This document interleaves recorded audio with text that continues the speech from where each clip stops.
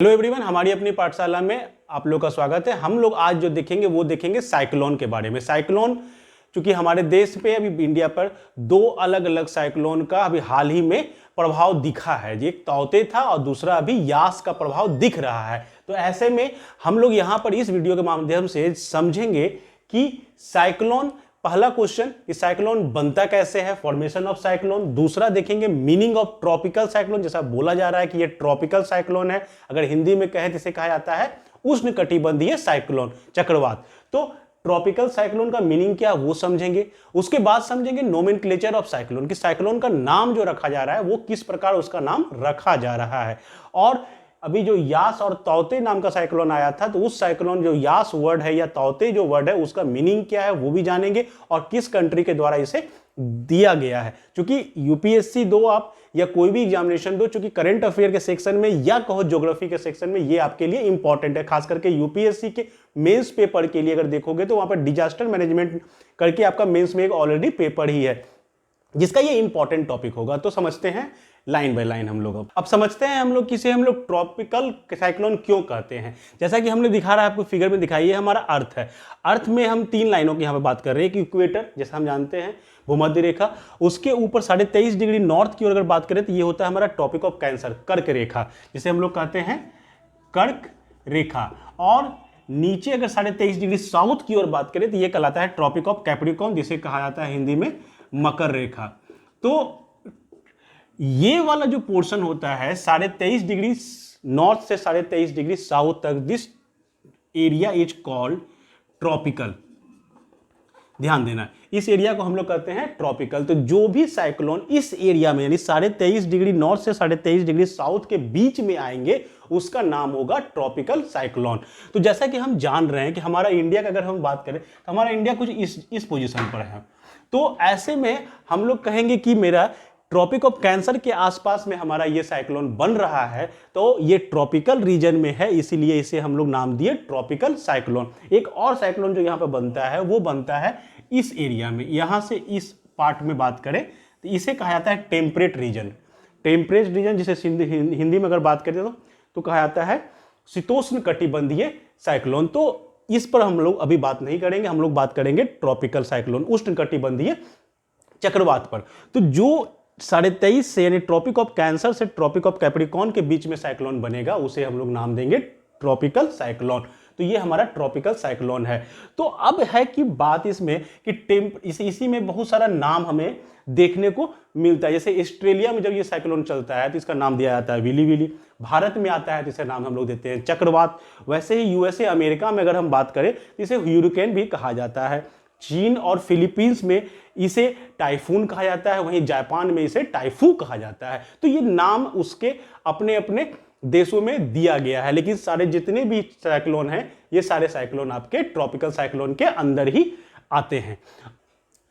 Formation of cyclone की अगर हम बात करें तो फॉर्मेशन, जब साइक्लोन का बनता कैसे ये समझते हैं हम लोग।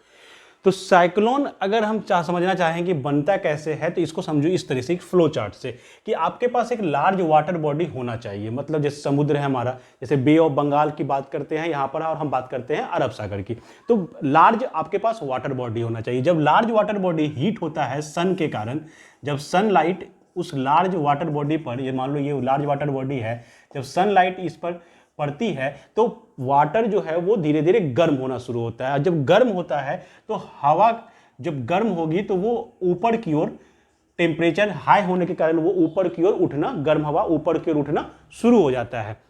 रिजल्ट क्या होता है कि ये जो एरिया होता है यहाँ पे आपका जब hot air moves up, hot गर्म हवा ऊपर की ओर मूव करना शुरू कर दी, तो वहां पर नीचे में जहां से हवा उठी है ये बन जाता है आपका low pressure area. Low pressure area, simple सा नेचर का ही ये लॉजिक है कि हर चीज हाई से लो की ओर मूव करती है। तो यहाँ पे हो क्या रहा है कि जब ये low pressure area, low pressure यहाँ बन गया तो जो हवा मूव कर रही है ऊपर की ओर, ऐसे समझो कि एक बॉडी है, इस पर एक ऊपर की ओर ये मूव कर रहा है, और हम लोग जानते हैं कि जो सरफेस पर एयर है वो एयर मूव कर रही है ईस्ट से वेस्ट की ओर, मतलब इस डायरेक्शन में, ईस्ट से वेस्ट की ओर, तो इस डायरेक्शन में मूव कर रही है। और यहाँ से एयर ऊपर की ओर जा रहा है। तो इस लो प्रेशर वाले एरिया को भरने के लिए हवा यहाँ तेजी से मूव करती है और एक हवा जो है वो ऊपर की ओर, चूंकि गर्म हो गई है तो वो ऊपर की ओर मूव कर रही है। यानी एक बॉडी पर हम दो तरह का फोर्स देख रहे हैं एक साथ, और जो इसको इस तरीके से एक साइकिल के रूप में मूव करा देती है। तो ये एक फ्लो चार्ट के माध्यम से समझेंगे कि लार्ज वाटर बॉडी जब सनलाइट के कारण हीट उसे मिलता है तो वहां का जो हवा है, जो सरफेस के ऊपर का जो एयर है, वो एयर गर्म होकर ऊपर की ओर उठना शुरू हो जाएगा, जिसके कारण उस जगह पर लो प्रेशर क्रिएट हो जाता है। और जब लो प्रेशर क्रिएट हो जाता है और जो हवा सरफेस पर मूव कर रही है, उस लो प्रेशर को भरने के लिए जो ईस्ट से वेस्ट की ओर है वो भी मूव करना उस एरिया की ओर शुरू हो जाएगी। रिजल्ट क्या हुआ, वहां पर एक आपको एक साइकिल में हवा, रिजल्ट जो होगा एयर फ्लो इन एक साइकिल, जिसको हम लोग कहते हैं साइक्लोन। एक सिंपल सा थ्योरी है। तो इस पार्ट के बाद हम लोग समझते हैं कि आखिर ये जब साइक्लोन बना तो ये साइक्लोन दो तरह का हो सकता है। या तो हो सकता है कि वो साइक्लोन उसी जगह पर साइकिल के रूप में बनते हुए वो फिर कुछ समय के बाद खत्म हो जाए, या वो हो सकता है कि वो जो साइकिल बना वो आगे की ओर मूव कर जाए। तो यहां पे जो लो प्रेशर जो सेंटर ऑफ साइक्लोन है, उस सेंटर ऑफ साइक्लोन को कहा जाता है आई। तो या तो आई उसी जगह पर बनेगी और उसी जगह पर खत्म हो जाएगी, या वो आई मूव कर जाएगी। जैसे अभी भारत के केस में क्या हो रहा है कि जब भारत के केस में जब यहाँ पे उड़ीसा पर, ये उड़ीसा और वेस्ट बंगाल के तट पर ये साइक्लोन टकरा रही है, तो ये साइक्लोन वहां से टकराते हुए 8 राज्यों को असर देते हुए आगे की ओर मूव कर रही है। तो डायरेक्शन अगर देखोगे आप, इधर हमारा ईस्टर्न है, ये मेरा वेस्ट है, तो हमारा साइक्लोन का मूवमेंट कहाँ है, ईस्ट से वेस्ट की ओर। चूंकि डायरेक्शन जो हमारा हवा का है सरफेस पर वो है ईस्ट से वेस्ट की ओर, तो वो साइक्लोन को भी मूव करा रहा है ईस्ट से वेस्ट की ओर। तो जैसे चूंकि इस जगह पर सबसे पहले साइक्लोन स्ट्राइक करेगी, सबसे हैवी वहां पर आपको उसका इफेक्ट दिखेगा, और जैसे जैसे ये आगे मूव करेगी ये धीरे धीरे कमजोर होता चला जाएगा, और आगे के राज्यों में, चाहे वो बिहार हो, वो चाहे जो झारखंड हो, वो अन्य राज्यों में उसका इफेक्ट धीरे धीरे घटता हुआ चला जाएगा।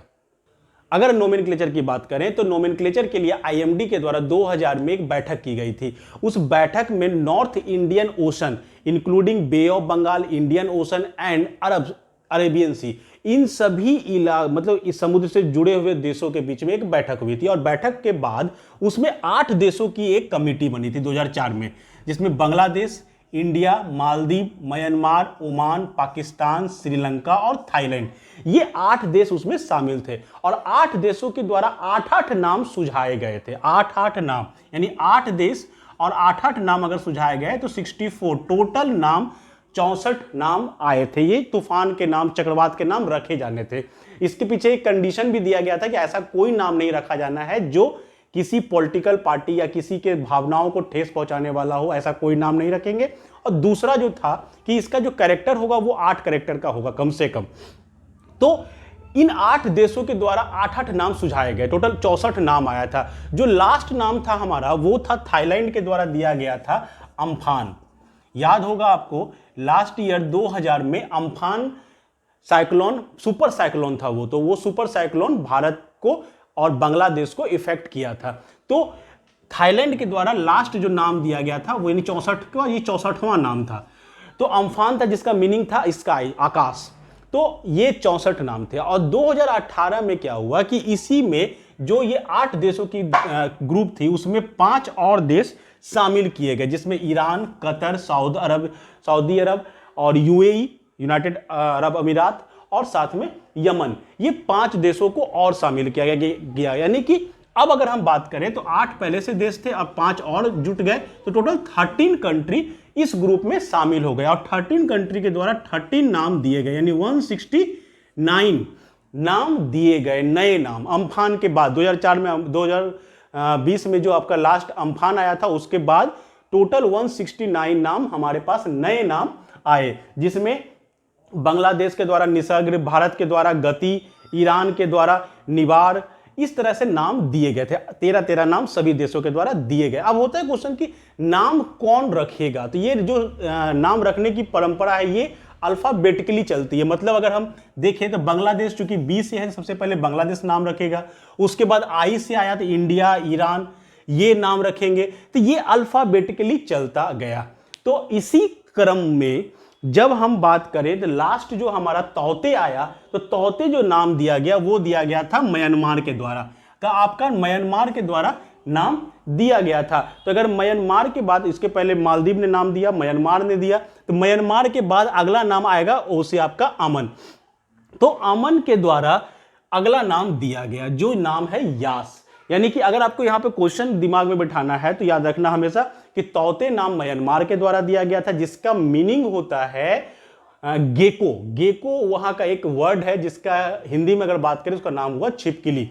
तो म्यांमार के द्वारा तौते वर्ड दिया गया, तौते नाम दिया गया जिसका मीनिंग होता है गेको, और हिंदी में अगर कहें तो छिपकली। वैसे ही अगला नाम जो दिया गया वो दिया गया ओमान के द्वारा, जिसका नाम है यास। यास का जो मीनिंग है वो है पेड़। तो आपको यहां पर याद रखना है कि मीनिंग ऑफ यास जो है वो है ट्री, कि उसके द्वारा दिया गया। तो ओमान कंट्री के द्वारा दिया गया। तौते जो है इसका मतलब है गेको, गेको को हम लोग कहेंगे छिपकली, और ये दिया गया था आपका म्यांमार के द्वारा। तो इस तरह से नोमेनक्लेचर चलता रहता है। यानी कि अगर इसके बाद कोई तूफान चक्रवात आता है, अगर इसके बाद कोई साइक्लोन आता है, तो ओ के बाद आपका वर्ड आएगा पी। पी से हो रहा है पाकिस्तान। तो पाकिस्तान के द्वारा जो नाम सजेस्ट किया गया है वो है गुलाब। पी के बाद फिर आएगा कतर के द्वारा दिया गया वो है साहिल। इसलिए अगला जो साइक्लोन आएगा उसका नाम पाकिस्तान के द्वारा दिया जाएगा, जो ऑलरेडी दिया जा चुका है वो है गुलाब। तो अगर आता है साइक्लोन तो वो नाम होगा गुलाब। तो ये हुआ आपका कि नोमेनक्लेचर, नाम कैसे रखते हैं साइक्लोन का, और मीनिंग क्या है आपके तौते का। तो हम लोगों ने क्या क्या देखा, फॉर्मेशन कैसे होता है वो देख लिया, ट्रॉपिकल का मतलब देख लिया, नोमेनक्लेचर देख लिया, और मीनिंग भी देख लिया। तो होप आपको ये क्लास, ये जो वीडियो है ये आपको अच्छा लगा होगा। अगर आपको ये पूरा जानकारी अगर अच्छी लग रही है तो आप हमारे वीडियो को लाइक जरूर कर दें, और चैनल को अगर सब्सक्राइब नहीं किया तो चैनल को सब्सक्राइब जरूर कर दें। Thank you.